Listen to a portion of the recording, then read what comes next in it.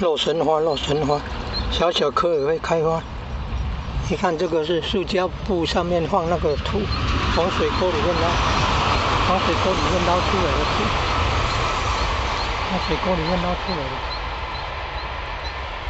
那水沟，冬天干旱的时候，水沟没有水的时候，把它挖出来的土，要加那个有机肥，加水。哦，你看看，小小棵也会开花呢。开花以后开始长那个花萼会长大。新鲜的就用那个煮那个菜或者做蜜饯。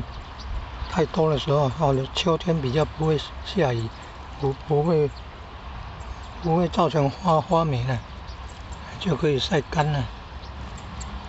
晒干了呢，把它煮水喝了，煮水喝。